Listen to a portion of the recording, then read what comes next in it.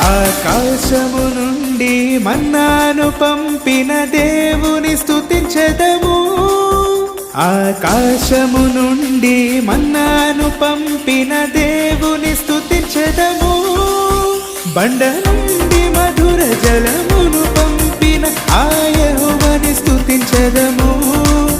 బండ నుండి మధుర జలమును పంపిన ఆ యెహోవాని స్తుతించెదము. హల్లెలూయా స్తుతి మహిమ ఎల్లప్పుడు దేవునికి ఇచ్చెదము.